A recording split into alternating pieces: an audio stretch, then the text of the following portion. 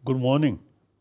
สัริยานังเอตัมมังคลัมตะโกโพธิสัตโตเก 다, 장수다. 산지 좀 되는데, So you, dari Anda semua, 다 로, 니동 감자 살라지, 다 친체. 저렇게 다 두주대, 칭호고 야제 시우, 전부 친대와. sudah 2.500 tahun semenjak Sang Buddha memutarkan roda Dharma untuk pertama kali. Dan hari ini kita ada banyak sekali kemajuan dari segi materi, dan kita sudah bisa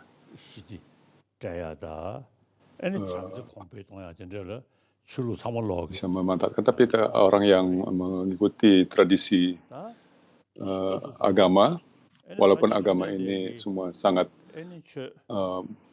bermanfaat untuk mengimbangi emosi-emosi kita, tapi di sini khususnya kita bicara tentang Buddha Dharma, dan dasarnya adalah keempat kebenaran yang mulia. Apakah kita mengikuti tradisi Pali atau Sanskrit atau yang lain, dan 16 karakteristiknya. Ini adalah ajaran-ajaran esensial dari Sang Buddha. Dan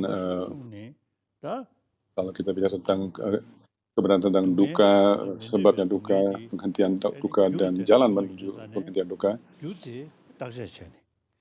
apa yang diajarkan oleh Sang Buddha adalah bahwa semua duka dan kesengsaraan kita ada sebabnya, dan apa sebabnya itu, dan dianalisa oleh Sang Buddha. Dan oleh karena itu kita lihat sistem-sistem batin kita atau psikologi batin kita dari pandangan Sang Buddha. Penyebab utama dari duka kita adalah kemelekatan kita, dan juga kebencian dan kemarahan.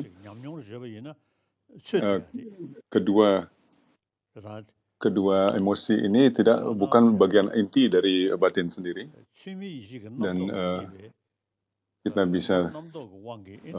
bisa bicara tentang itu. Jadi kemelekatan dan kebencian, kemarahan, sebagainya, ini semua timbul karena tampilan-tampilan objek-objek, seolah-olah mereka mempunyai keindahan atau keburukan yang inheren dari dirinya sendiri secara independen.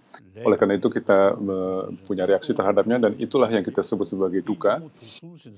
Dan kalau mengenai duka dan sebab dari duka, itu pun menjadi sebab dari karma, dan kemudian itu kembali lagi menimbulkan klesa-klesa, dan emosi-emosi yang mengganggu ini sebetulnya berakar dalam ketidaktahuan, dalam avijja. Oleh karena itu Sang Buddha mengajar bahwa semua duka dan kebenaran dari duka dan sumber dari duka telah dijelaskan secara mendetail oleh Sang Buddha, dan Sang Buddha mengatakan bahwa kita bisa mencapai penghentian yang benar, penghentian yang mulia. Dan di sini kita lihat bahwa Sang Buddha telah mengajar Prajnaparamita Sutra, penyempurnaan kebijaksanaan. Jadi kita bisa lihat bahwa berpegang kepada eksistensi inheren itu adalah akar dari semua kebencian, ketidaktahuan, dan sebagainya. Dan kalau kita lihat kelima marga yang dijelaskan oleh mantra Hat Sutra,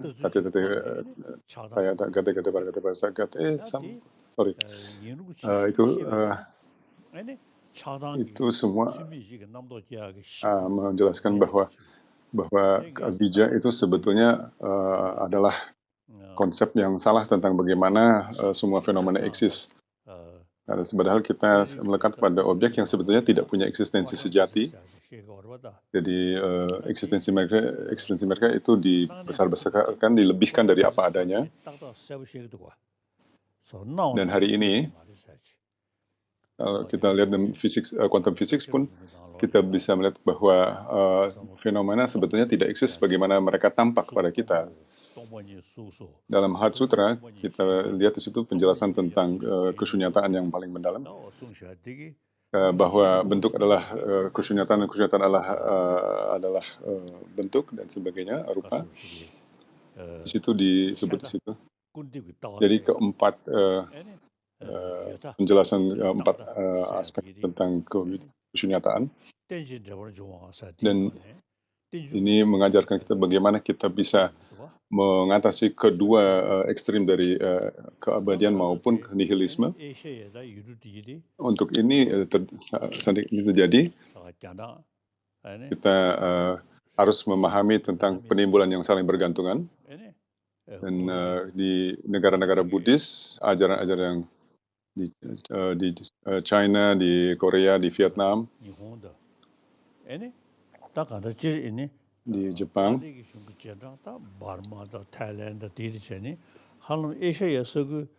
dan kemudian juga kita ada Thailand, Burma, Sri Lanka, dan sebagainya yang menganut Theravada. Dalam arti kata, ajaran-ajaran Sang Buddha telah menyebar di seluruh Asia. Jadi, saya katakan sebelumnya, semua tradisi agama mengajarkan welas asih dan kasih sayang yang sangat bermanfaat bagi penganutnya. Tapi kalau kita bicara tentang Buddha Dharma, tradisi Pali itu adalah dasar dari ajarannya. Lalu kemudian saat dia sangat sambil menyebar lebih, lalu kita lihat Sanskrit menjadi bahasa para pakar, dan oleh karena itu di situ kita melihat bahwa Buddha Dharma berkembang lebih jauh lagi dalam tradisi Sanskrit. Jadi dengan dasar keempat kebenaran yang mulia dan ke-16 karakteristik dari keempat itu, tradisi Sanskrit itu menggarisbawahi logika supaya kita bisa betul menyelami ajaran-ajaran Sang Buddha. Dan oleh karena itu kita melihat bahwa itu ada menggarisbawahi logika dan pembelajaran. Bahkan dalam tradisi Sanskrit, kalau kita membicarakan sesuatu ketidaknyamanan untuk menerima ajaran itu secara langsung, secara harfiah, dari situ kita bisa melihat ada kita bisa lihat bahwa ada ajaran-ajaran yang tidak bisa diterima secara harfiah begitu saja. Sang Buddha sendiri mengatakan, pakar dan para biksu, Anda harus meneliti ajaran-ajaran saya. Sama halnya seperti orang menguji emas, jangan diterima begitu saja, harus dipelajari lebih dalam. Dan dalam putaran Dharma yang kedua, ada begitu banyak ditekankan sekali logika dan penalaran untuk menginvestigasi ajaran-ajaran Sang Buddha. Jadi memakai logika itu adalah sama dengan investigasi ilmiah atau sains. Jadi sains bicara dengan sains akan menangani apa yang nampak, kemudian memakai logika dan inferensi untuk melihat, mendapat wawasan tentang ketidakkekalan yang subtil. Dari setiap momen semua berubah. Kita bisa melihat juga sebab dan akibat. Kita juga bisa melihat juga tentang sebab dan akibat yang timbul bergantungan. Dan kita bisa melihat bahwa semua itu dinamakan secara dependen pula, secara bergantungan pula. Kita juga bisa melihat bahwa kesunyatan itu adalah sesuatu yang bisa dipahami melalui logika dan penalaran. Kalau kita bicara tentang suatu bentuk atau suatu fisik, kalau Sang Buddha mengatakan bahwa bentuk itu adalah kosong atau rupa itu kosong, kalau kita mau menganalisa bentuk itu, kita mencari identitas, kita tidak bisa menemukan sesuatu yang ada dengan sendirinya di situ. Karena semua hal tidak eksis dari dirinya sendiri secara independen. Oleh karena itu, itu menunjukkan bahwa dia saling bergantung. Oleh karena itu Sang Buddha mengatakan bahwa semua bentuk adalah kosong dan karena bentuk pula juga kita bisa mengatakan bisa dikatakan bahwa bentuk dia tidak eksis secara independen. Kita tidak bisa bicara tentang bentuk yang eksis secara independen. Maka Sang Buddha mengatakan bahwa bentuk adalah kosong atau shunya, mengatakan bahwa shunya adalah bentuk, mengatakan bahwa bentuk sendiri tidak punya eksistensi inherent. Selain itu, kita bisa bicara tentang kesyunyataan adalah apa yang kita dapatkan. Kalau demikian kita bisa katakan bahwa semua bentuk kosong dari eksistensi inherent, dan jadi diulang lagi di situ bahwa bentuk tidak lain dari kesyunyataan tidak lain dari bentuk. Jadi ini akan membantu kita untuk menghilangkan ekstrim keabadian maupun nihilisme.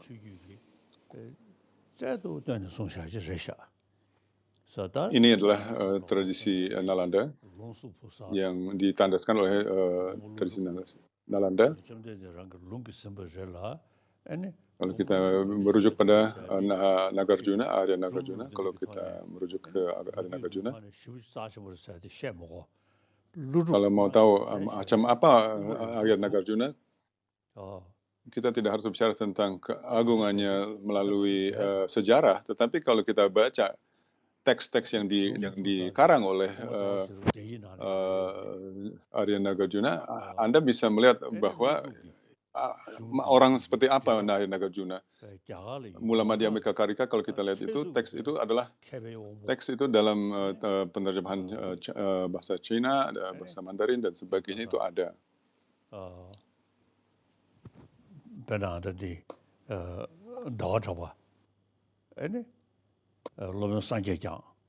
Dan pakar yang sangat terkenal Chandra Kirti, dan Buddha Palita, mereka sangat terkenal yang telah menulis ulasan-ulasan tentang Arya Nagarjuna, tentang Mula Madhyamika Karika.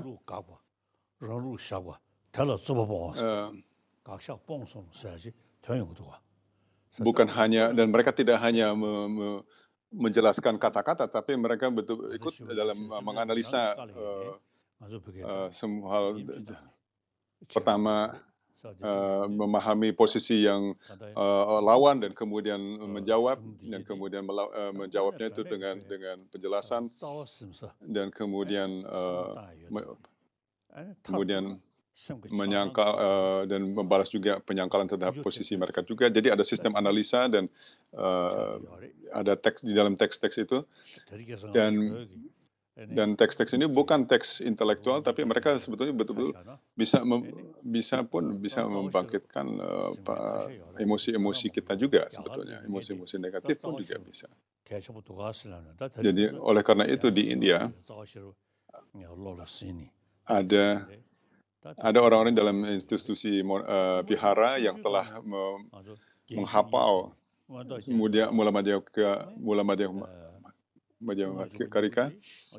Dulu di Tibet banyak sekali yang sudah hafal, tetapi sekarang jumlah orang seperti itu sudah berkurang. Kemudian kita juga menghafal dan juga Madhyamika Avatara. Ini dihafal, bahkan saya pun sendiri pernah mengatakan waktu Buddha, dan setelah menghafal itu semua teks-teks akar ini, dan kemudian kita membaca ulasan-ulasan tentang itu, kemudian mempelajari bagaimana komentarnya Buddha Palita tentang Madhyamika Karika, dan kemudian Baba Viveka menjelaskan itu,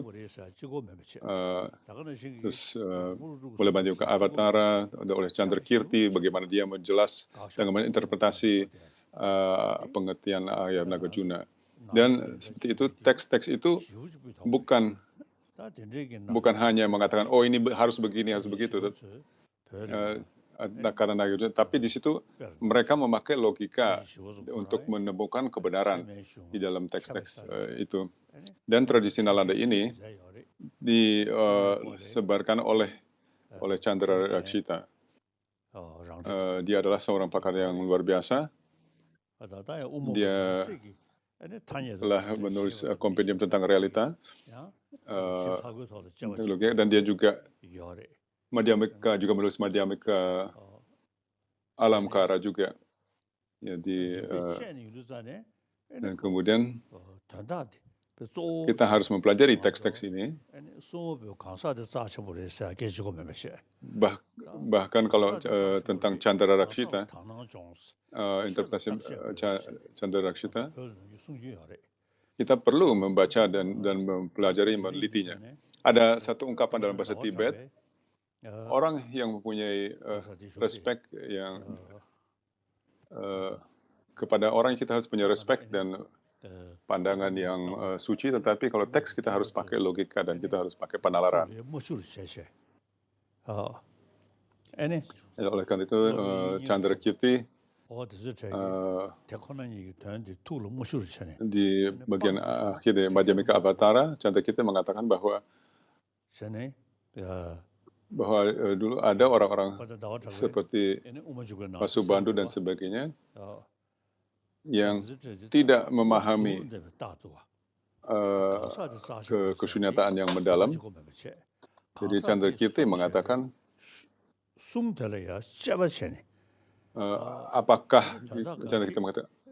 apakah mereka menolak ajaran kesunyataan yang mendalam, dan bahkan dia mengatakan, ya,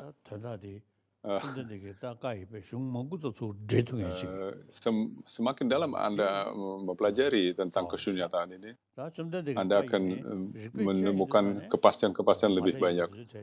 Dan Anda bisa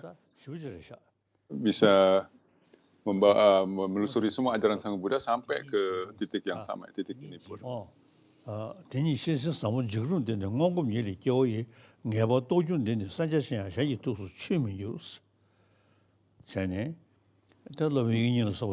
Di bagian akhir dari Mulia Madhyamika Avatara dari Chandra Kirti, dia mengatakan,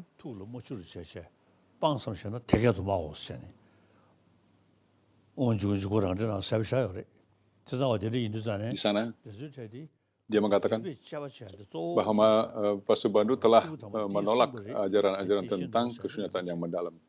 Itu bagian akhir dari teksnya Chandra Kirti. Bait 55 dalam bab terakhir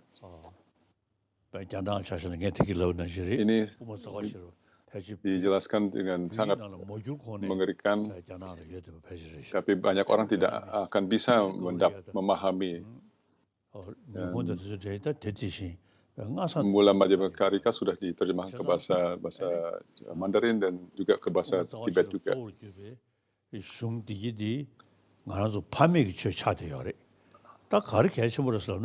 Dan juga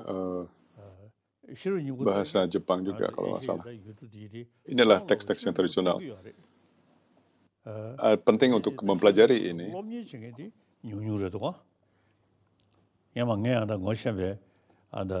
Kita semua harus, ini dalam Sanskrit, kita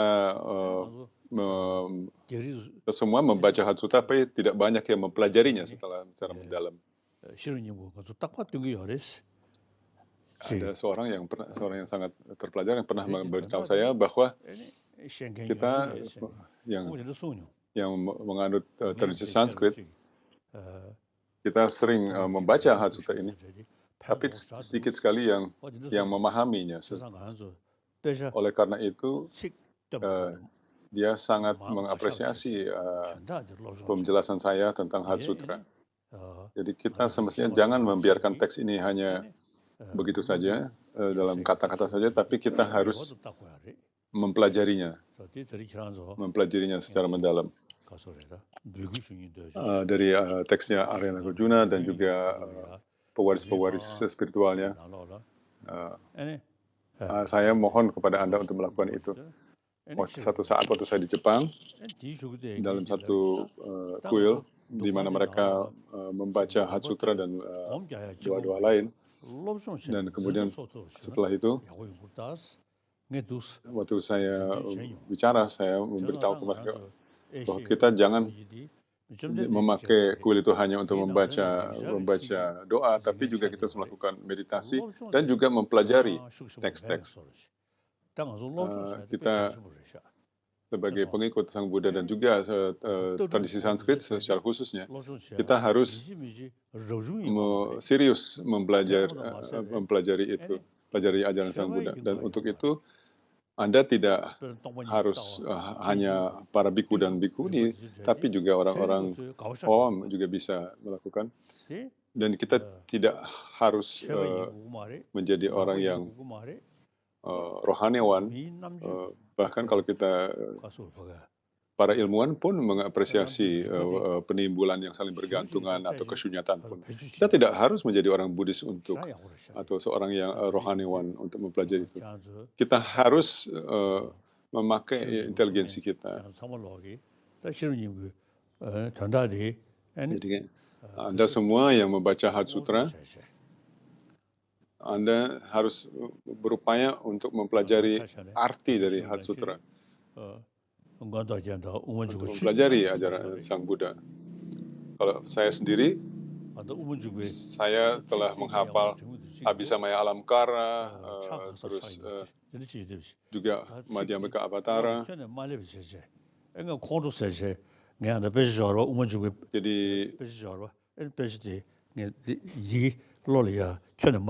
di Madhyamaka Avatara, waktu saya sulit menghafalnya, ada kata-kata yang saya sangat kesulitan untuk mempelajarinya. Jadi saya agak kesal lalu saya korek-korek dengan kuku saya kata-kata itu karena susah dibaca. Kemudian hari waktu saya mempelajari teks itu, dan khususnya Madhyamaka Avatara teks, akhirnya saya bisa mendapat pemahaman dan kepastian tentang penimbulan yang saling bergantung, bagaimana semua hal itu timbul secara bergantungan dan secara relatif. Jadi para ilmu sains pun, jadi ajaran-ajaran ini sangat bermanfaat bagi kalau kita pakai intelek kita sebagai Buddhis.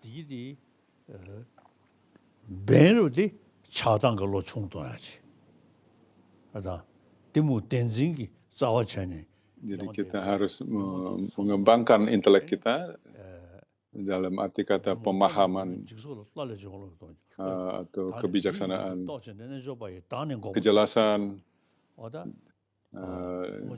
dan juga prajna yang mendalam atau kebijaksanaan yang mendalam. Ini untuk menangkal emosi-emosi negatif kita. Dalam 400 bait Aryadeva, bagaimanapun fakultas-fakultas fisik itu ada dalam emosi negatif, semua dalam ketidaktahuan itu semua emosi-emosi negatif itu mengandung itu. Bahkan kalau untuk mengatasi kemelekan, kita bisa memeditasikan hal yang buruk dan kita bisa menghalau kemarahan dengan meta dan sebagainya. Tapi kalau kita betul-betul memahami kesyunyataan, kita akan memahami kebijaksanaan yang akan betul-betul mencabut dari akarnya semua klesha-klesha. Kalau kita bicara kemudian karma dan delusi timbul dari meditasi kita yang tidak pas, dan kemudian di situ kita masih mencengkram satu semacam eksistensi yang inherent. Dan hanya dengan kesyunyataan kita bisa menghapus itu, bisa mencabut itu. Lalu apa yang terjadi pada kita mempunyai satu pikiran bahwa ada eksistensi yang sejati. Begitu kita melihat sesuatu yang indah, kita kemudian menambah-nambah, membesar-besarkan keindahannya. Kalau kita melihat sesuatu yang kita tidak suka, ada satu cara kita melebih-lebihi juga keburukan dari itu, dan kemudian muncul kemelekatan dan juga kemarahan atau kebencian.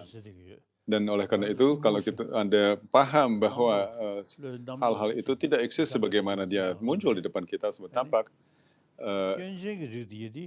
apa yang bisa membantu adalah mengurangi emosi negatif kita, untuk mengurangi cara melihat itu dengan membesar-besarkan, melebih-lebihkan. Dan pada saat Anda memikirkan hal itu tidak punya eksistensi sejati dari dirinya sendiri, ini akan mengurangi cara kita melihat semua hal dengan melebih-lebihkan, apakah itu indah atau buruk. Ini pandangan yang seperti itu, yang keliru itu akan berkurang, dan kemudian kita bisa lihat bahwa kemelekatan dan juga kemarahan kita kebencian kita akan berkurang. Dan kalau Anda betul-betul harus melakukan investigasi bagaimana hal-hal itu eksis, Anda bisa lihat bahwa bagaimana mereka muncul pada kita itu bukan yang sebenarnya, dan kita bisa lihat bahwa Anda bisa melihat bahwa mereka tidak eksis sebagaimana kita melebih-lebihkan karakteristik mereka, ciri mereka.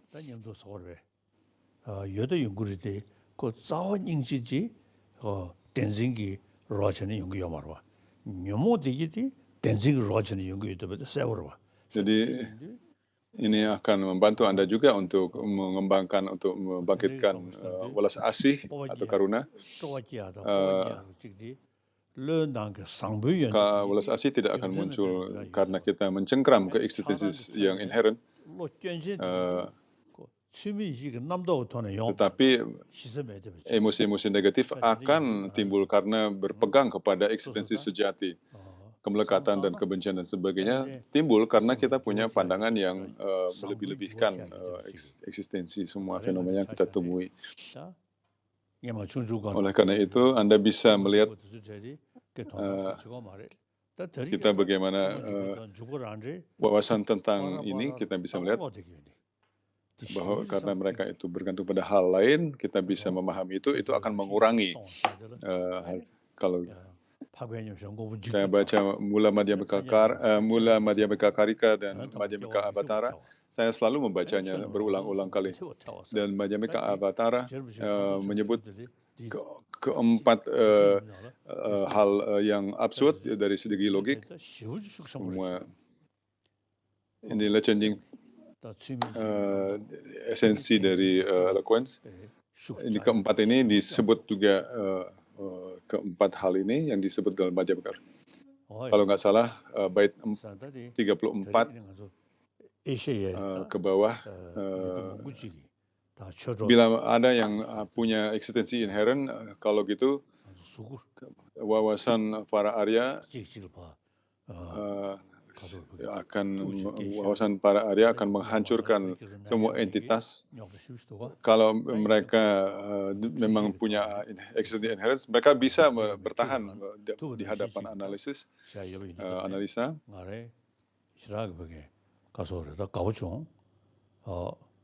Jadi walaupun kita bisa bertemu secara langsung, tapi sangat senang saya melihat Anda seolah-olah langsung melalui interaksi online ini, daring ini. Ada tradisi-tradisi seperti Nasrani juga, mereka juga sangat berguna, bermanfaat bagi pengikut-pengikutnya. Begitu banyak orang mendapat manfaat dari ajaran-ajaran. Memang tradisi itu mengatakan bahwa adalah Tuhan yang pencipta, yang kadang-kadang marah. Tapi mereka juga mengatakan bahwa Tuhan juga penuh cinta kasih juga. Jadi demikian tradisi agama ini seperti Nasrani dan sebagainya, mereka mengatakan bahwa Tuhan adalah seperti ayah kita, seperti bapak kita, dan Yesus adalah putra dari si ayah. Karena ayahnya itu adalah cinta kasih, oleh karena itu ajaran-ajaran Yesus juga mewujudkan ajaran-ajaran tentang welas asih dan cinta kasih dan sebagainya.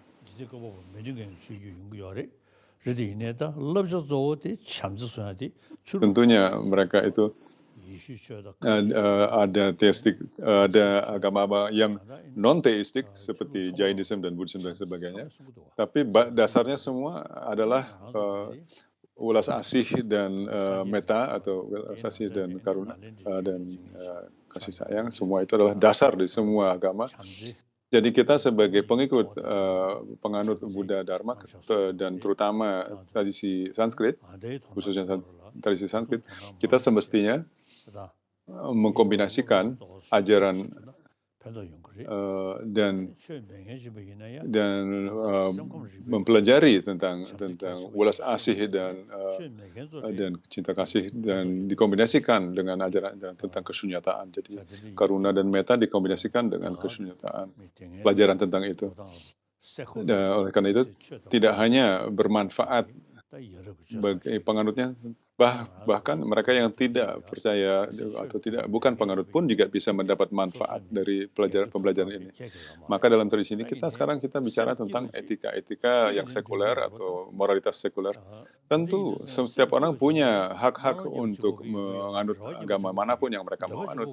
Namun tidak ada perbedaan. Setiap orang ingin ketentraman. Semua orang mengidamkan kebahagiaan.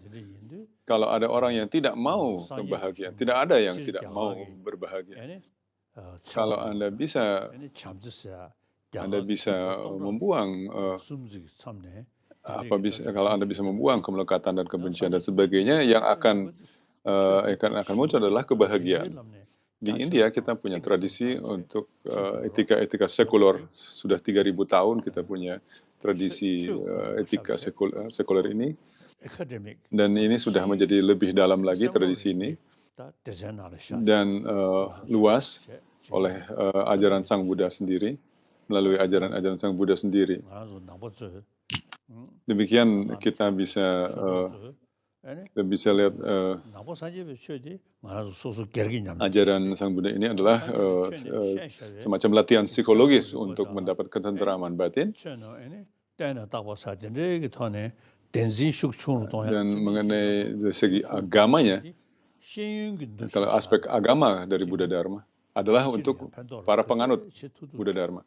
Tapi aspek-aspek lain seperti sains dan filosofi ini bisa dikatakan bahwa ini adalah topik-topik intelektual, akademik, dan sebagainya. Jadi kita sebagai Buddhis memang berdoa agar untuk memenuhi semua harapan diriku sendiri dan yang lain, semoga saya bisa bangkitkan bodhicitta. Namun, walaupun ada juga orang-orang yang bukan penganut Buddha Dharma, kita bisa menerapkan ajaran-ajaran altruisme, bagaimana mereka juga bisa mendapatkan, membangkitkan sikap yang baik hati. Kita bisa lakukan untuk semua orang. Jadi hari ini,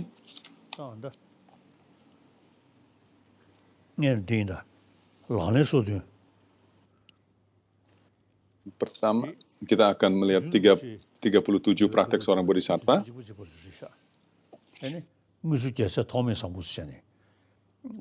Penulisnya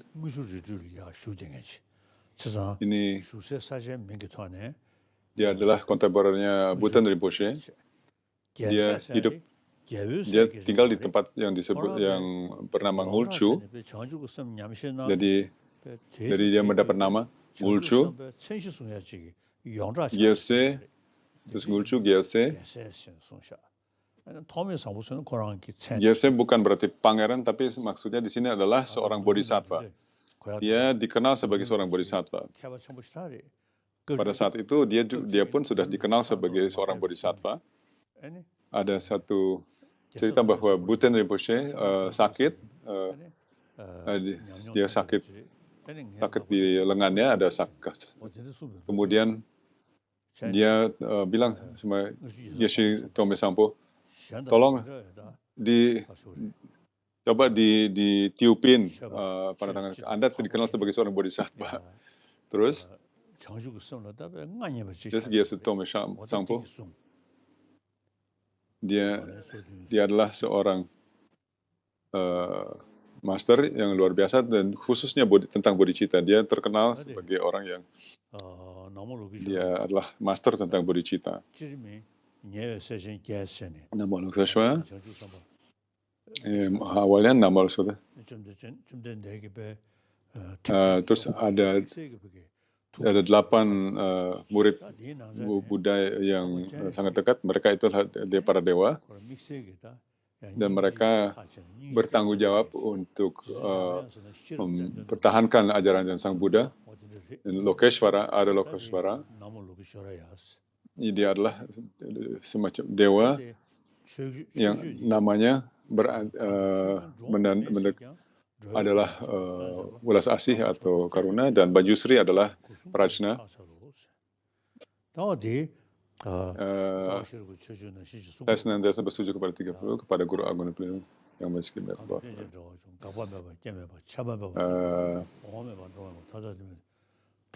Dan seperti halnya dalam Mulia Madhyaka Avatara, ini sama dalam penghormatan yang ada di situ, yang mengatakan bahwa semua fenomena sejatinya tak hilang maupun muncul. Ya, di sini disebut juga, kalau kita mencari identitas fenomena, kita tidak bisa menemukan apapun yang punya eksistensi objektif dari sisinya sendiri. Jadi Anda melihat bahwa tidak datang maupun tidak hilang maupun muncul. Waktu kita bermeditasikan meditas dan telah menghancurkan semua objektifikasi, namun dari segi konvensional Anda melakukan semua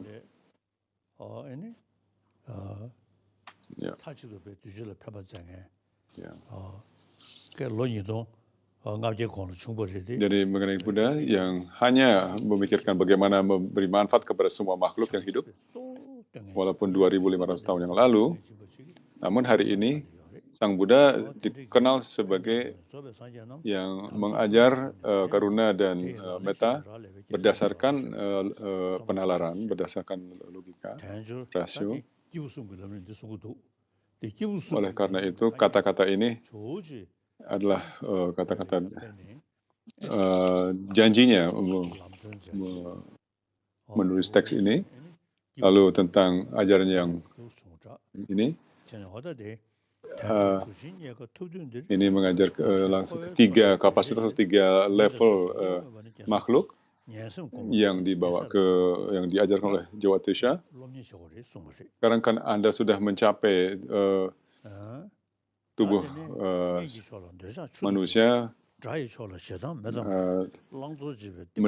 mendengarkan ajaran ini adalah praktek seorang bodhisattva. Memiliki kehidupan ini praktek pertama, kendali yang amat berharga, mendengar, ini adalah praktek bodhisattva. Ini adalah yang pertama, bait pertama. Jadi kepada sahabat ini praktek kedua, tinggalkan negeri dan rumah adalah praktek seorang bodhisattva. Ini yang praktek kedua. Memang rumah itu, negeri itu adalah sangat berharga bagi kita. Tetapi kalau Anda di situ, Anda pasti akan ada kemelekatan yang tetap timbul dan kebencian terhadap yang lain dan sebagainya. Dan kemudian jadi oleh karena itu meninggalkan negeri dan rumah adalah praktek seorang bodhisattva. Ini yang kedua. Sekarang bait ketiga, meninggalkan klesha. Saat kita meninggalkan lingkungan yang berbahaya, ilusi-ilusi kita berkurang. Dan karena kita tidak ada pengalihan perhatian, praktek kebajikan kita berkembang spontan, batin kita cerah, keyakinan kita pada Dharma bertambah.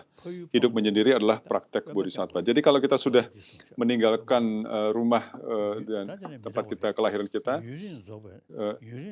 ini jangan menjadi, kalau kita tidak, jangan itu dijadikan tempat yang menjebak kita dalam kemarahan dan kemelekatan. Dan ini yang dikatakan. Suatu sahabat, praktek keempat, suatu sahabat lama dan akrab akan berpisah, harta dan kekayaan yang didapatkan dengan segala daya upaya akan ditinggalkan. Kesadaran tamu di tubuh penghunian sementara akan berangkat. Mulai sekarang juga bertolak belakang kepada belakang diri. Ini menggarisbawahi meditasi tentang ketidakabadian. Yang kelima, bila mana kita mengikuti sahabat yang buruk, teman yang buruk tidak muncul dengan caling dan juga dengan tanduk, tetapi mereka akan seolah-olah mencintaimu dan seolah-olah mengasuh kamu. Nah, kalau kamu dialihkan dari Dharma oleh mereka, oleh teman-teman itu, oleh karena itu orang-orang dikatakan ini sahabat buruk. Ini praktek kelima. Dan praktek keenam, mengandalkan mitra spiritual. Kalau kita mengandalkan seorang guru, ini tentang menghargai seorang guru. Tentu kalau kita bicara tentang ajaran, kita perlu memahami ajaran dengan mendengar ajaran dari seseorang. Jadi guru itu harus seorang yang terpelajar dan juga punya pengalaman tentang ajaran, bukan hanya saja yang hanya namanya guru dan tanpa kualifikasi. Jerome Pesce mengatakan,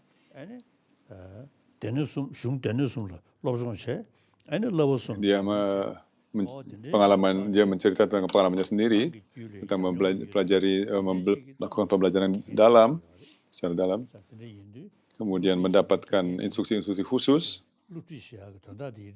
dan akhirnya mengintegrasi ajaran itu dalam dirinya sendiri dan kemudian mendapat pengalaman langsung dari itu, Dharma itu. Jadi seorang guru harus bisa menjelaskan apa yang diajarkan.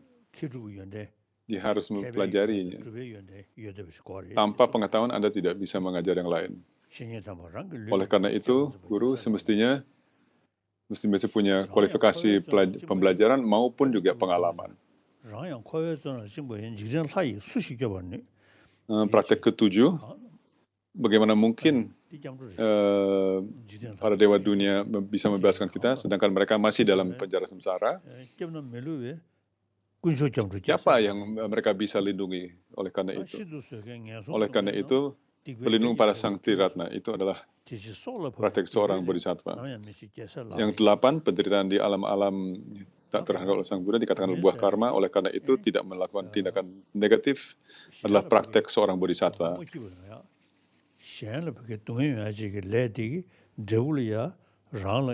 Kalau saat Anda membuat orang lain sedih atau menderita, itu adalah suatu perbuatan negatif, dan oleh karena itu Anda sendiri juga akan menderita. Inilah bisa dikatakan hukum sebab dan akibat. Kalau Anda melakukan sesuatu baik terhadap orang lain, Anda juga mendapat konsekuensi yang baik juga. Kalau Anda melakukan yang satu buruk, Anda juga akan mendapatkan pengalaman buruk pula. Jadi ini adalah seperti bibit-bibit buah yang manis, ini akan mendapatkan buah, Anda akan mendapatkan buah yang manis pula. Kalau bibit cabai, nanti akan mendapat yang pedas. Jadi jangan ini praktek ke-9, praktek di ketiga dunia, bagikan setetes embun di ujung hasil layar rumput, seketika menghilang, beraspirasi akan pembebasan unggulung dan tak terubahkan adalah praktek seorang bodhisattva. Kebahagiaan yang sejati atau yang tidak berubah terjadi saat Anda mencapai penghentian dari duka, dan kemudian Anda mendapat pembebasan. Pada saat Anda mendapat pembebasan itu telah mengatasi semua faktor-faktor negatif, emosi dan sebagainya, itu adalah kebahagiaan yang tidak berubah. Di sini kita bisa tahu, kemudian ke-9, inilah pada mereka yang pada level yang sedang, dari ketiga macam. Kemudian praktek ke-10, sejak waktu tak berawal, ibu-ibu telah mengasuh kita dengan kelembutan. Apa gunanya kebahagiaan kita bila mereka masih menderita? Kalau Anda di sekeliling Anda, lingkungan Anda itu penuh dengan meta, maka Anda akan berbahagia sebagai jadi kalau Anda berada dalam lingkungan atmosfernya yang penuh meta, Anda akan bahagia. Kalau tidak, kalau Anda penuh kecurigaan kepada orang lain atau tidak bahagia dalam satu lingkungan di mana Anda mencurigai orang lain, Anda tidak bisa bahagia. Kita sebagai makhluk yang sosial, kita bisa survive berdasarkan komunitas kita. Jadi kebahagiaan kita adalah berdasarkan komunitas. Kalau Anda hanya tinggal menyendiri, Anda tidak bisa bahagia. Anda hanya penuh dengan rasa mementingkan diri sendiri dan sebagainya. Seperti dikatakan oleh Arya Shantideva, kalau Anda tidak menukar kebahagiaan Anda dengan kesengsaraan orang lain, Anda tidak bisa mencapai kebahagiaan, apapun pencerahan, apalagi pencerahan.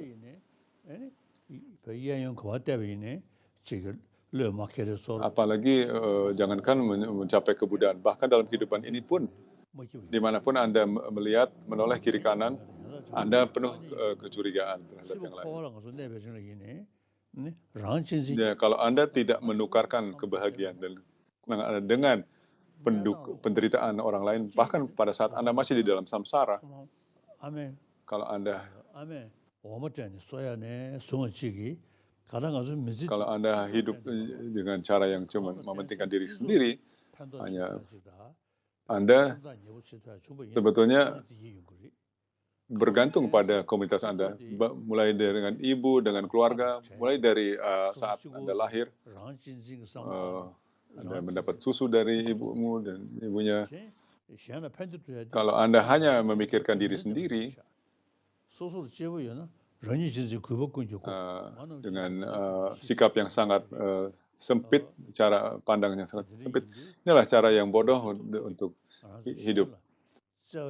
Kalau kita mau memikirkan diri sendiri, ya paling tidak kita pakailah kepintaran kita. Semakin banyak kita mencintai orang lain, semakin banyak kita berbaik hati kepada orang lain, kita juga akan mendapat manfaat dari itu. Kalau Anda penuh dengan kecurigaan, penuh dengan kecemburuan, dan penuh dengan emosi negatif, Anda tidak akan bisa bahagia. Jadi saya sendiri, kalau praktek metta dan karuna, saat saya membaca buku-buku ini, Bodhisattva, Carya Avatara, dan sebagainya, saya betul-betul mendapat manfaat dari buku-buku ini.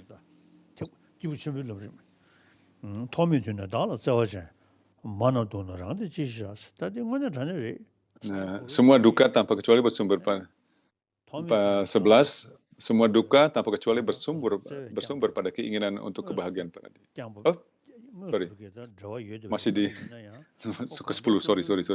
Sejak waktu tak berawal, ibu-ibu kita telah mengasuh kita dengan kelembutan. Apa gunanya kebahagiaan kita bila mereka masih menderita?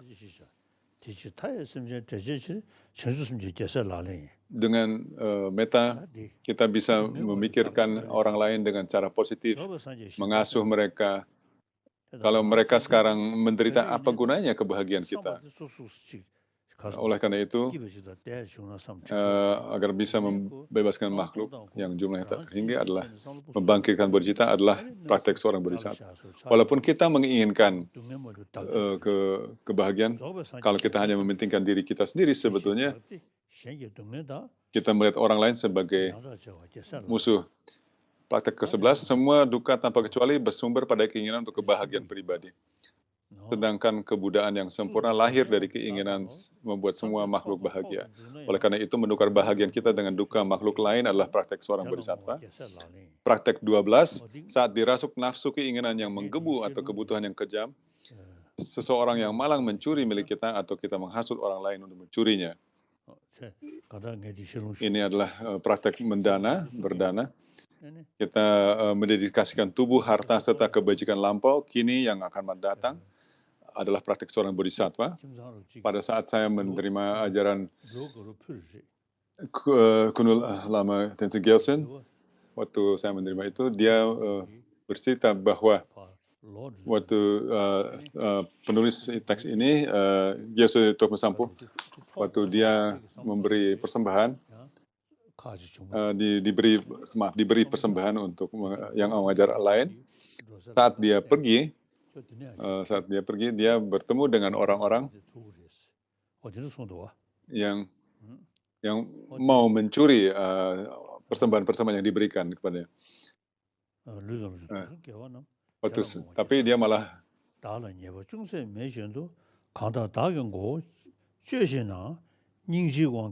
waktu mereka mengambil itu, dia malah memberitahu mereka jangan lewat situ karena nanti ketemu dengan memberi persembahan. Nanti kamu disakiti oleh mereka. Kalau ada orang yang memotong, ini praktik ke-13, meski kita dianiayai, disiksa, ataupun kepala kita dipenggal, kita tidak boleh membiarkan kemarahan timbul dalam diri kita. Bagi kita orang Tibet, kita sudah kehilangan negeri kita, ada orang-orang yang mengkritik kita. Kalau kita menukar kebahagiaan kita untuk penderitaan orang lain, ini sangat membantu.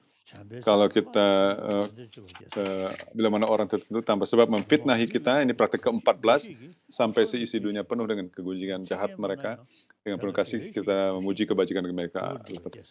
Praktek ke-15, bila mana saat berkumpul ada yang beberkan kesalahan kita yang ingin kita tutupi, tidak kesal dengan melakukannya, namun sebaliknya menganggapnya guru agung adalah praktek seorang bodhisattva. Oke.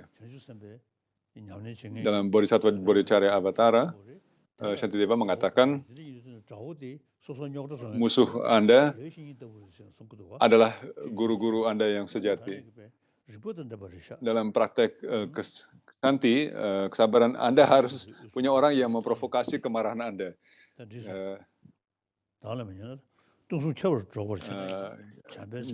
Tapi walaupun Anda merasakan marah, tapi Anda bisa menunjukkan kesabaran. Ini akan membantu Anda untuk betul-betul mengembangkan kesabaran. Kalaupun orang bila mana seorang ini ke-16, bila seorang yang telah kita bantu dan lindungi bagaikan anak kita sendiri, hanya menunjukkan sikap tidak berterima kasih dan kebenci, menyikapi orang itu seperti halnya seorang ibu mengasihani anaknya yang sakit adalah praktek seorang bodhisattva. Mungkin ada orang-orang yang telah berbaik hati terhadap kita, di mana menerima kebaikan dari kita, tapi mereka melakukan sesuatu yang buruk terhadap kita. Kalau kita betul-betul merawatnya, mengasuhnya seperti anak kita sendiri, bagaimana seorang ibu mengasihani anak tunggal yang sakit adalah praktek seorang bodhisattva. Kemudian yang ke-17, bila mana seseorang yang setara denganmu ataupun jelas-jelas lebih rendah membencimu ataupun berusaha melecehkanmu, menghormatinya sebagai gurumu adalah praktek seorang bodhisattva. Ke-18, saat kita ditinggal, dilanda penyakit dan kekhawatiran, tidak putus asa melainkan berpikir bahwa menerima karma buruk perbuatan orang lain dan menderita semua akibat perbuatan adalah praktek seorang bodhisattva. Tanpa putus asa, pada saat ada risiko kita putus asa oleh perbuatan-perbuatan orang lain, kita harus melakukan praktek ini. Jadi kita menerima semua negativitas yang buruk-buruk dari dia, Kemudian yang ke-19, saat kita menikmati reputasi yang baik, respect dari semua orang, dan kekayaan, melihat kita bisa sombong, bisa arogan akibat itu. Di bait nomor 19 ini ada praktek untuk mengcounter itu, bahwa melihat bahwa semua buah karma tidak substantif dan tidak bangga tidak bangga akan pandangan ini adalah praktek seorang bodhisattva. Dan kedua hal ini, putus asa atau menjadi arogan, ini adalah rintangan untuk praktek bodhicitta kita. Jadi untuk mengcounter itu, kita harus semestinya praktek mengambil yang negatif dari orang lain, dan juga melihat semua hal yang megah itu tidak ada punya esensi, tidak substantif, dan tidak bangga bahwa dengan pandangan itu pula juga tidak bangga. Praktek ke-20, bila agresi kemarahan internal kita tidak henti, waktu saat kita marah, tidak ada yang membantu siapapun, bahkan diri kita sendiri.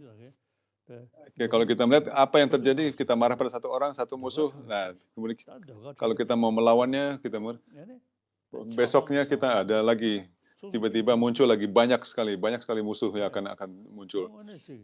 Kalau kita melihat dunia ini, orang-orang yang penuh kemelekatan dan kebencian, mereka tidak bahagia sama sekali. Jadi praktek ke-20 ini, kalau kita mendisiplin batin dengan cinta kasih dan welas asih, adalah praktek seorang bodhisattva.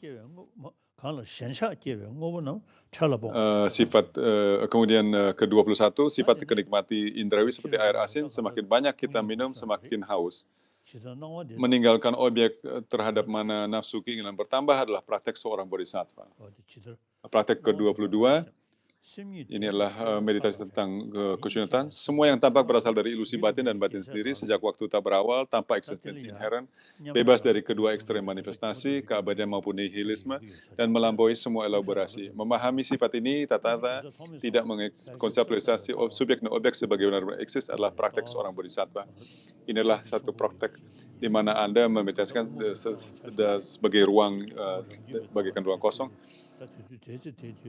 Dan pada saat meditasi dan juga kemudian saat antara meditasi, Anda melihat semua hal itu bagaikan ilusi. Ya.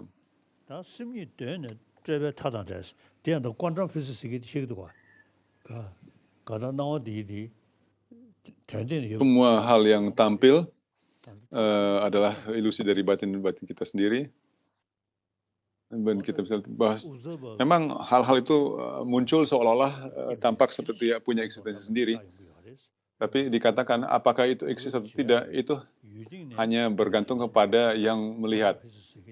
Tanpa yang mengobservasi, tidak bisa membicarakan objek itu. Ini sedikit semua yang tampak berasal dari ilusi batin dan batin sendiri juga. Sejak waktu tak berawal tanpa eksistensi inherent, bebas dari kedua ekstrem dan sebagainya. Semua hal yang ada di luar Anda atau objek lain, Anda sendiri atau dengan yang lain, ini semua sebetulnya memahami sifat ini, bahwa mereka itu bebas dari semua elaborasi. Batin kita yang melihat yang ada yang baik atau jelek atau buruk. Kalau Anda memahami sifat ini, Anda bebas dari mengkonseptualisasi subjek dan objek.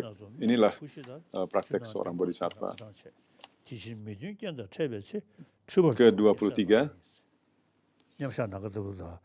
saat kita bertemu dengan objek yang menarik atau sesuatu yang menyenangkan batin kita, kita melihatnya sebagai indah dan nyata, namun sebenarnya ia sama kosongnya sebagai pelangi di musim panas. Membuang kemelekatan terhadapnya adalah praktek seorang bodhisattva. Kita sampai di sini saja hari ini. Dari halaman dari 24 ke bawah kita akan bahas besok. Ini kita sampai di sini saja hari ini. Kita akan mulai dengan pertanyaan-pertanyaan. Question. Oh,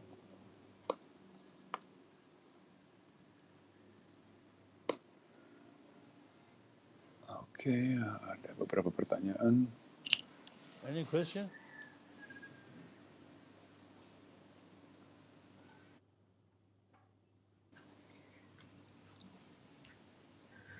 Your Holiness, good morning. Yes. My question is, given that this precious human rebirth, Melihat bahwa I wonder, kehidupan sebagai manusia yang beruntung ini sulit didapatkan, saya berpikir apa lagi yang bisa saya lakukan supaya bisa memastikan saya mendapat keuntungan mempraktekkan dan belajar dan praktek Dharma dalam bentuk sebagai manusia di kehidupan yang berikutnya. Your Holiness, we are very happy today Okay. Sada zo di to risha. receive teachings from you. 그래라. Yeah, my name is Anne.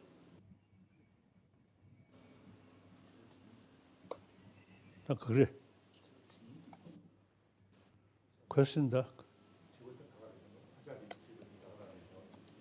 다 그러라. Please repeat your question, please. repeat now? Yeah, repeat the question. Thank you. 오케이. 다디 아다 지수 잡은 거 무슨 애들이 년주라는 도지진 둘이라는 저들라. 거시몇 번 전에 전주성도 차서로 사다 드시야. Ya, seperti katakan oleh Maitreya dalam doanya, seorang bodhisattva menuntun kita ke kehidupan-kehidupan yang lebih tinggi, yang lebih cocok untuk mencapai pembebasan. Semua penderitaan yang kita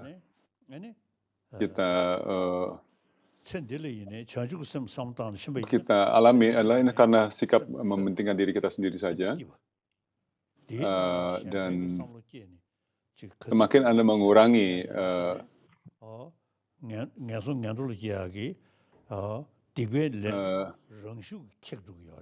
jadi sebetulnya kehidupan Anda ini adalah untuk membantu makhluk lain mempraktek altruistik ini,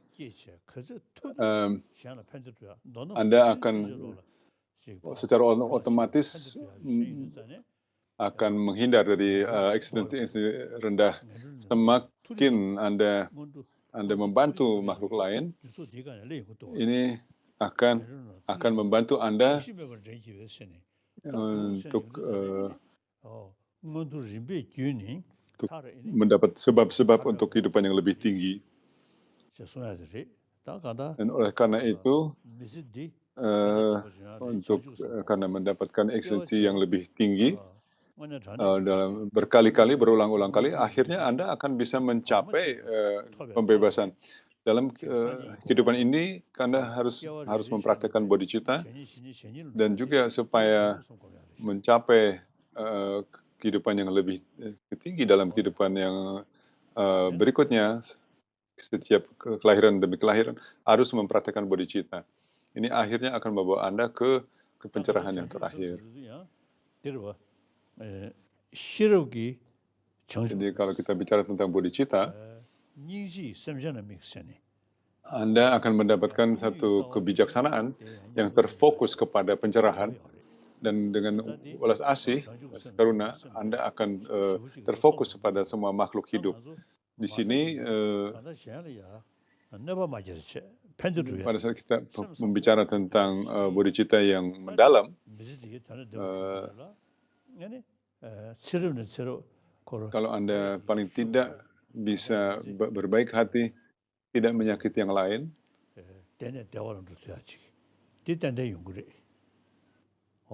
next question. Apa yang Anda bisa lakukan, Anda akan mendapatkan kehidupan yang lebih baik ya, dalam kehidupan yang berikutnya. Ini yang minimal yang kita bisa praktekkan. Kita bicara tentang karuna dan prajna dan sebagainya. Tapi prajna juga terkait. Yang berikutnya adalah dari Eric Tan. dari Malaysia. Bagaimana seorang pemula bisa belajar dan merenungkan ketiga aspek prinsip pada jalan dibandingkan kepada seorang pempraktek yang sudah punya pengalaman tentang kedua kebenaran dan keempat kebenaran yang mulia, keempat kebenaran yang Arya. Dibandingkan itu, bagaimana seorang yang awal baru belajar.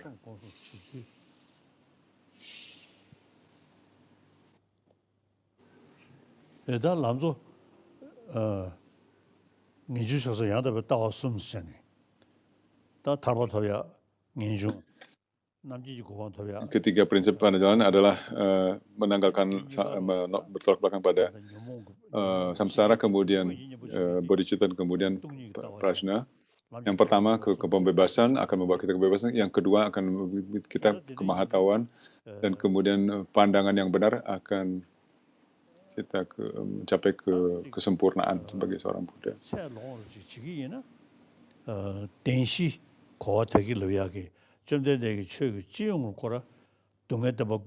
Kalau kita mau betul-betul mewujudkan ketiga praktik ini, dalam ajaran Sang Buddha, secara umum, seperti saya jelaskan, Sang Buddha telah mengajarkan keempat kebenaran yang Arya. Yang pertama adalah ini adalah duka, inilah duka sejati. Dan kemudian ada penghentian yang benar. Kalau untuk itu Anda harus memahami kedua kebenaran. Ya, untuk memahami penghentian, duka muncul karena sumber dari duka. Tapi duka juga berubah dari saat ke saat. Dan oleh karena itu, karena kita mempunyai benih atau potensi untuk duka di dalam diri kita, karena kita telah menciptakan sebabnya.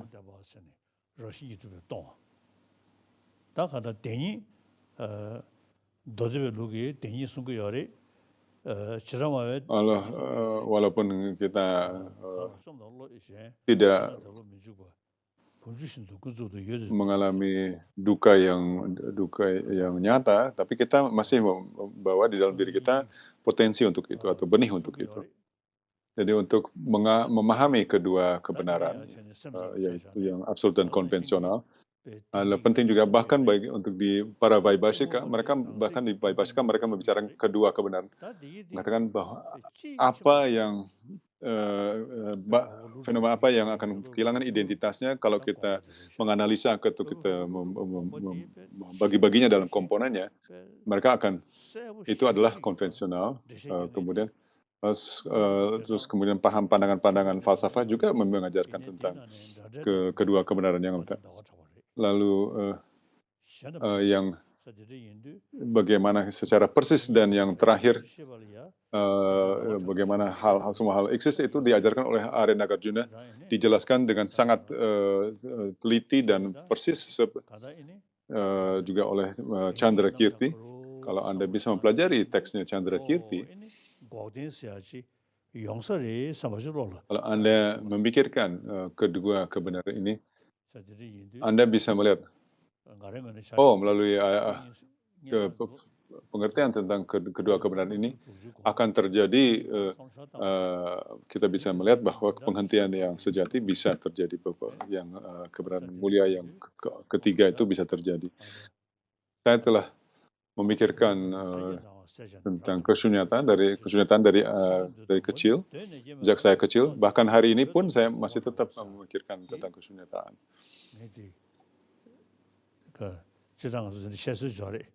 Jadi demikian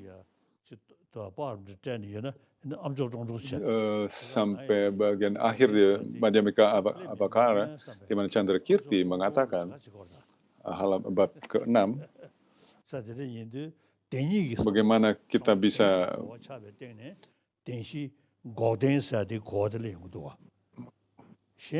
bisa mencapai penghentian yang sejati.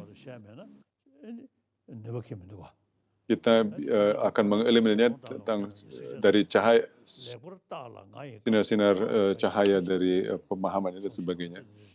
Kalau kita juga telah memikirkan kalau kita memikirkan kedua kebenaran ini, saya juga bisa mengatakan bahwa bahkan ini juga mungkin kita lakukan.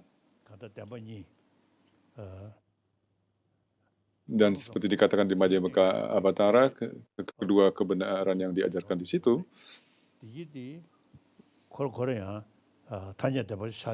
jadi di situ ada level yang jelas nyata mengenai bagaimana kita memahami kebenaran. Tapi kalau kita betul-betul mendalami bagaimana hal-hal itu eksis dan kita cari identitas dalam dirinya, dalam fenomena, kita tidak bisa menemukan apapun yang mengatakan bahwa secara akhir ini adalah inilah itu. Semua hal bisa berubah. Semua hal bisa berubah karena mereka tidak punya satu eksistensi integral dan inherent darinya sendiri. Kalau semua hal benar-benar eksis secara intrinsik atau intrinsik, maka tidak akan bisa ada perubahan, tidak bisa berubah. Jadi untuk memahami kedua kebenaran yang dengan baik, Anda harus mempelajari Madhyamaka Avatara oleh Chandra kita. Anda harus mempelajarinya. Terima kasih. Yang berikutnya. Thank you, Your Holiness. And the next question is from Nisara Sitatiknawek. She is a content Ini dari Nisara Sitatiknawek, content editor dari Line Today dari Thailand. Kalau seseorang terlalu membanggakan dirinya sendiri, punya ego yang ekstrim yang menghalangi kita untuk belajar atau dengar orang lain, bagaimana kita bisa membantu mereka? Kalau seorang yang terlalu penuh kebanggaan akan dirinya sendiri dan sebagainya, ego yang tinggi, bagaimana kita bisa, yang egonya selevel dia tidak bisa belajar atau dengar orang lain. Bagaimana kita bisa membantu dia? His Holiness menjawab, secara umum, bukan hanya orang tertentu, tapi semua orang, bahkan bukan hanya manusia, tapi bahkan serangga pun punya rasa aku. Tapi manusia punya batin yang dimana kita bisa bukan hanya punya rasa aku, tetapi kita malah memupuknya, kita malah membantunya. Atau ada arogansi dan juga kecemburuan yang terjadi pada kita. Kalau Anda betul-betul egois sekali, hanya memikirkan diri sendiri, Anda akan kalau Anda hanya untuk mengcounter itu, orang itu harus lebih berulas asih, lebih berbaik hati kepada orang lain, memikirkan orang lain daripada dirinya sendiri. Itu akan mengcounter arogansi.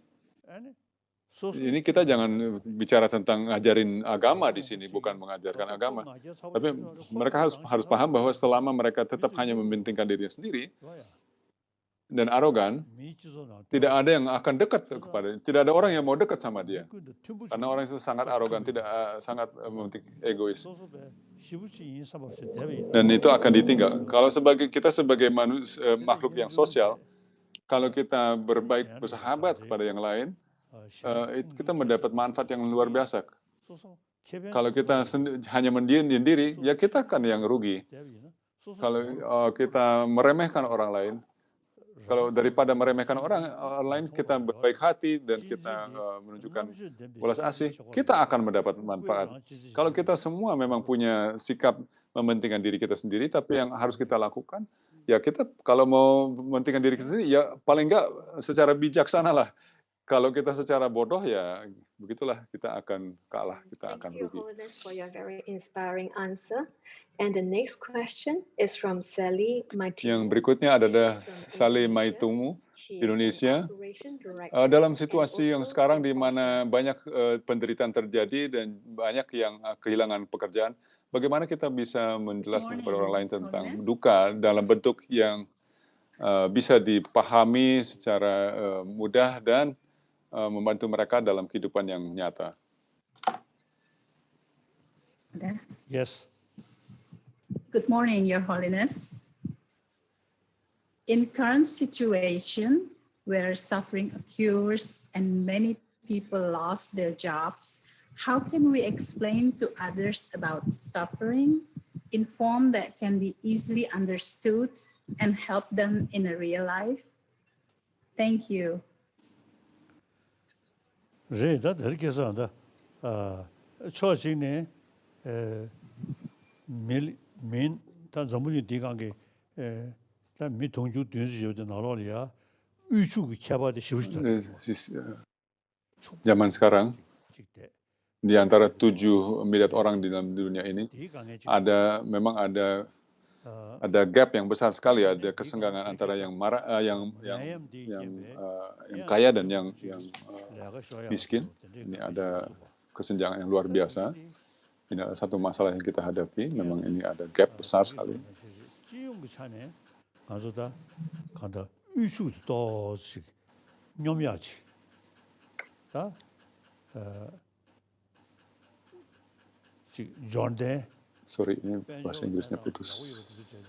그래서 두둑 위봉소로 로체니 디 로체사디 Dalam situasi seperti ini sekarang, di situasi ini sekarang ini, 로치고 뭐이 봐 로종 돌려도 도나체니 apa yang harus dilakukan oleh orang-orang kaya sebetulnya mestinya membantu orang-orang miskin, bukan hanya memberi materi, 시행이 돌도 bukan hanya memberi pakaian dan makanan dan sebagainya, 딩아지 ten거리 tapi yang terutama memberi mereka pendidikan, edukasi dan sebagainya.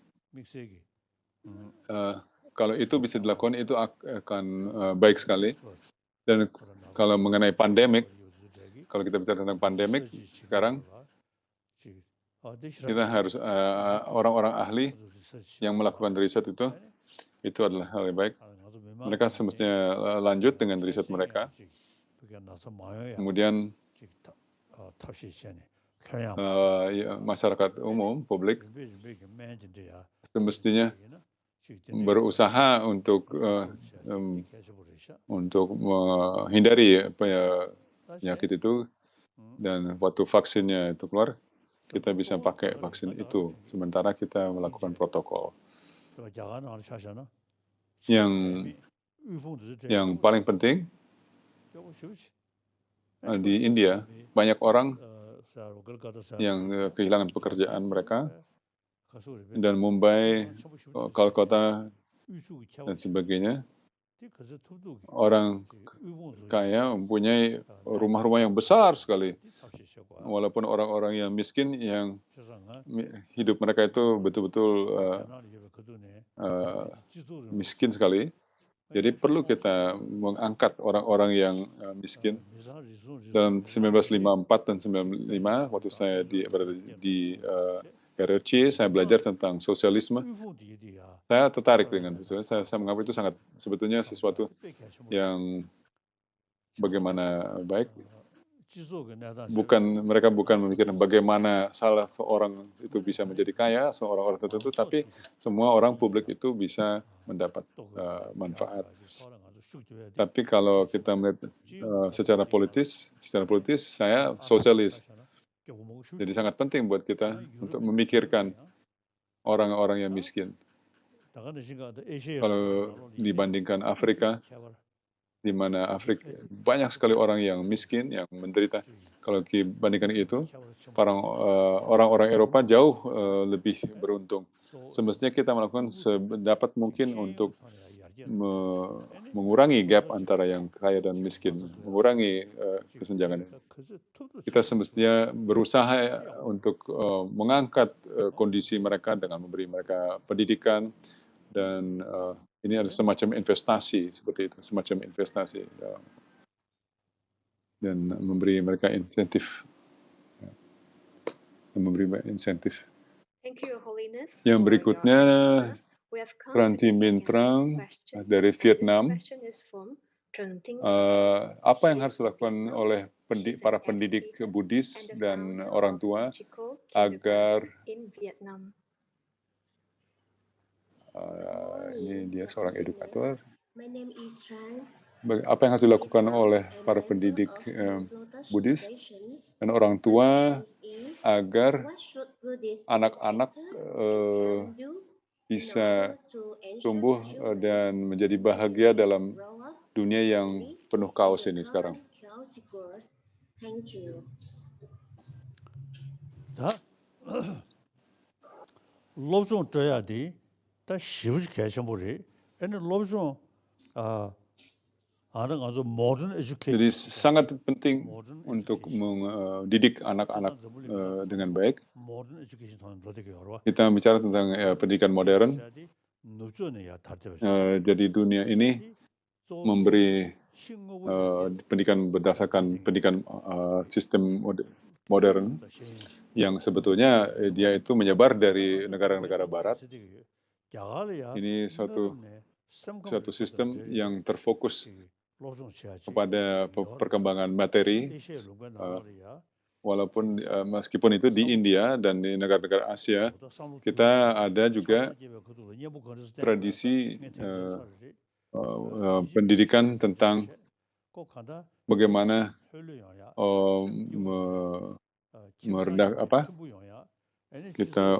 bagaimana kita bisa lebih kalem, bagaimana kita bisa lebih berbahagia, bagaimana kita punya keluarga yang bahagia dan juga masyarakat yang bahagia. Penting untuk memahami tentang bagaimana batin bekerja dan juga tentang psikologi. Di India juga pendidikan modern sudah bagus, tetapi itu saja tidak cukup. Saya sering beritahu ke orang-orang India untuk memasukkan ajaran-ajaran tentang batin dan emosi yang datang dari tradisi India dalam sistem atau dalam institusi pendidikan mereka. Jadi edukasi modern sendiri tidak cukup.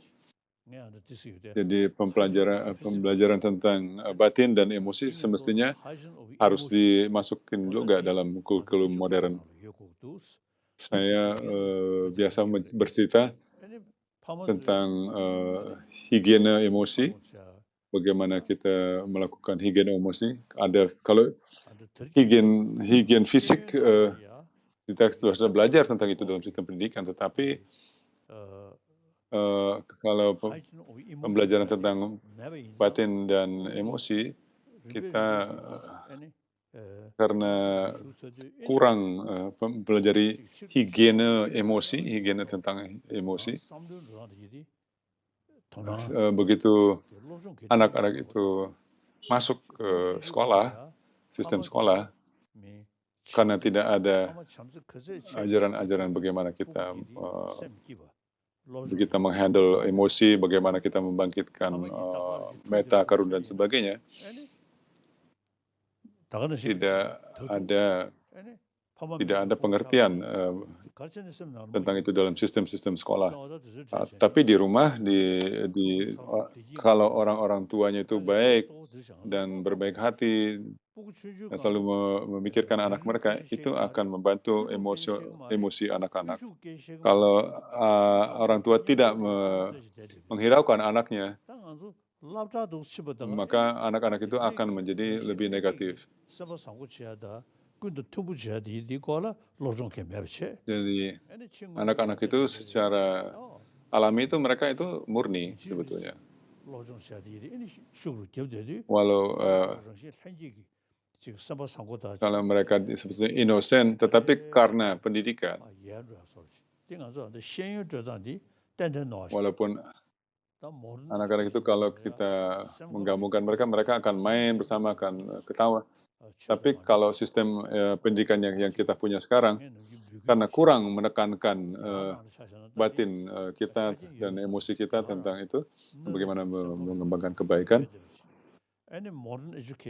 oleh karena itu pendidikan itu kurang di dalam sistem sekolah kita sekarang.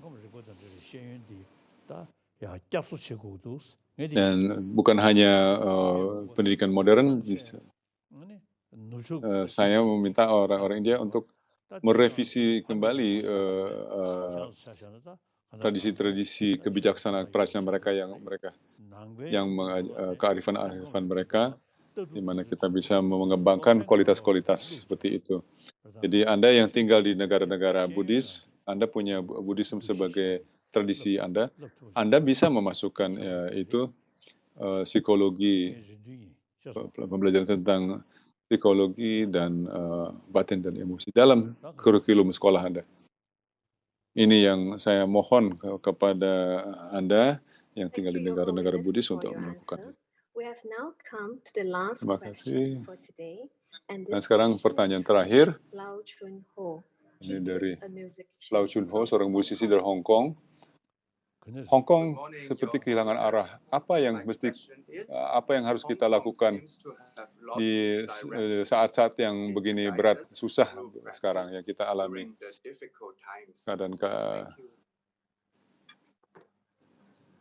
Apa yang harus kita praktekkan di Hong Kong sekarang?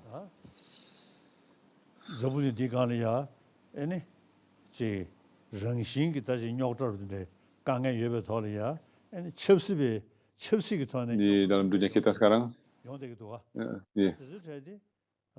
kita sudah punya masalah-masalah yang biasa sekarang kita punya problem yang tambahan yang diciptakan oleh para politisi. Jadi dalam kasusnya Hong Kong,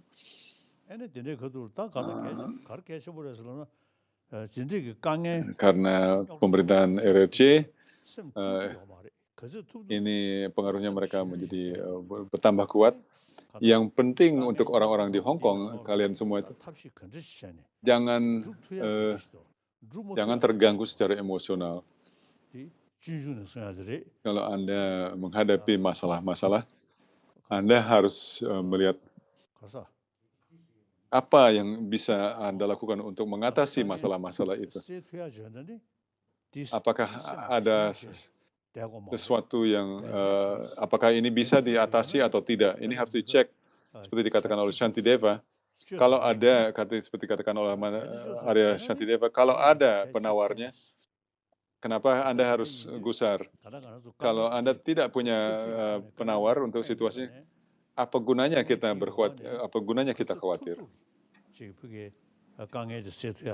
Jadi, walau Anda punya problem, masalah,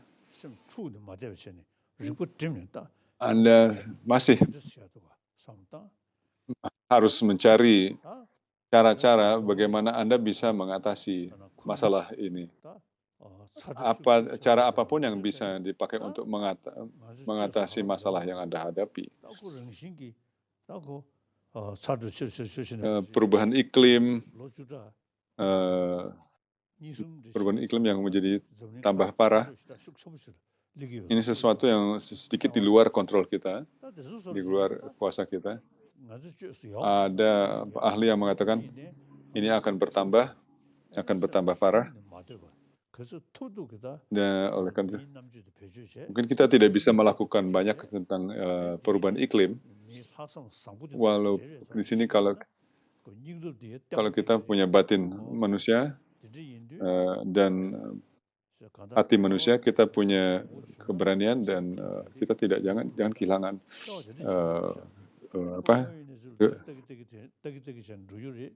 kalau kita betul-betul punya tekad dan keberanian. Kalau kita melihat situasi ini, apa yang harus dicari sekarang adalah berbagai cara untuk mengatasi masalah. Thank you, Your Holiness. Thank you very much for your time. And we are indeed very, very privileged today to listen to your words of wisdom. And we look forward to seeing you sampai ke bagian akhir. Thank you very much. Kita akan ketemu lagi besok.